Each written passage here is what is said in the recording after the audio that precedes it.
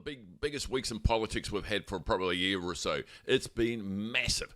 And the Shama drama goes on. Vaughan, what do you reckon? Shama drama, I like it, and look, Chris Luxon at National will be delighted, after... takes all the attention away. That's right. It's like, hey, your turn over there, red team, take some heat. So Dr. Gaurav Sharma, MP, Hamilton, for Labour, and boy, it's all really turning nasty. And just an interesting thing, I'll just give it back to you in a sec, Max, because there's a hell of a lot to the story. What I think is unfair for Gaurav Sharma is the comparisons to Jamie Lee Ross. These two are not the same thing. Jamie Lee Ross was batshit crazy, nuts. Gaurav Sharma is not, from what I can tell. And I can confirm that today, Vaughan, this morning on The Nation, he was interviewed. Yep. And the interviewer, and I've got to compliment him, he was pretty hard on him. Yep. But Shama didn't show any glimpse of self-pity or perhaps getting treated unfairly, which he was at the time. Yep. But that's part of interviews. Yep. And he pumped it back, and forcibly. I've got to say, I don't think he's... I couldn't see any glimpses of mental illness. Yeah, look, what I think is, reading all the news and looking at him, now that I've heard him, I think that normal people, balanced people, principle-based people, people with a few values, when they go down to Parliament, it's probably a shock to the system because, look, it's a nut house, right? There's creeps, there's weirdos, there's hangers-on, there's parasites. I mean, Wellington central government attracts people for all the wrong reasons. And I read Michael Law's book years and years ago, when he was in Parliament, and he said exactly the same. He talked about sandpits, children, and he said he had the strength of character to push back and give it back as good as he got. And he said that got him through there. But he said anyone else, destroyed. Yeah. So we'll talk about, we need to get on to Grub. But what I will also, just finishing off on that, is that, and I've seen evidence of it, I believe that central government, if you want to get into politics and be an MP, sure, get in there because you're taking your dreams and your ideas and you join a team to make a difference. But it does take good blood and turn it into bad blood. And what I mean by that, too long inside that machine, and actually you're not a very nice person, to be frank. No, that's why I don't like career politicians, because they don't have a touch. They're not in touch with the real world, and now in there, it's not the real world. No, they just turn out to be weirdos. It's a kindergarten of children squabbling and yelling and screaming at each other. Yeah. So that's why I enjoy being outside the tent and just throwing stones at it. I'd like to add into here the employment perspective. Now, I know he's not an employee, but that's probably a lower level than should be applied. And this is what would be required of an employer. They would be required to do an investigation. If anyone mentions they're being bullied in the workplace and fail to do an investigation, the Employment Authority would sue them, would actually penalise them, and the Employment Court too.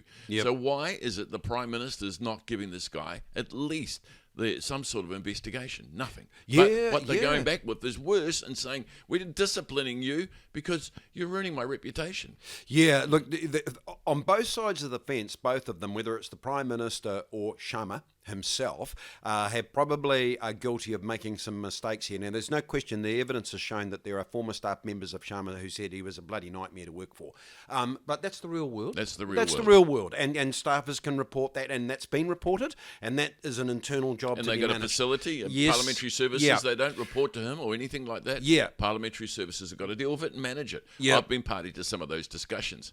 But what's interesting to me is Shama laid a complaint in December to the Prime Minister's office, ignored. No investigation. The parliamentary services, ignored, because there's different moving parts here. So that parliamentary services, and because he's part of the Labour Party, he's gone to all of those areas, and everyone's ignored him. Now look what month we are in now, August, 8 months later. Can you blame him? Yeah, and I think that the thing with the Labour issue versus a couple of weeks ago with National, because that's coming back when their review finishes, when the QC does the whole Ivendale thing. So coming back to Shama, this is actually a situation I think most people can relate to, where there's a breakdown in relationship between, i.e. employee and employer.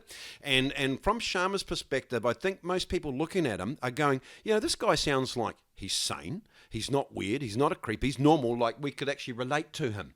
And so he's actually got the nation's attention on the basis that big balls and big courage to walk and against, because the Labour Party machine is brutal. Absolutely brutal. There's one thing. His personality here is him. Yep. But he's alleged very, very strongly, and even this morning, that McNaughty is the is the problem. Yes. And everyone's ignoring him and protecting him. Yep. Now, life must be hell for that man in Parliament. Yep. All his colleagues, friends, everyone he knows will walk past him in the corridors now Yep. and not even talk to him. Yep. It must be difficult for him. Yeah. So I think, from my perspective of looking at this, and I go, big shout out to Shama for showing courage to Yep. man of his principles, which is unusual. In fact, almost rare and never heard of down in Wellington. So, wow, this guy's a little bit of a different cat. And that's because he just hasn't been in there long enough to be polluted, mentally.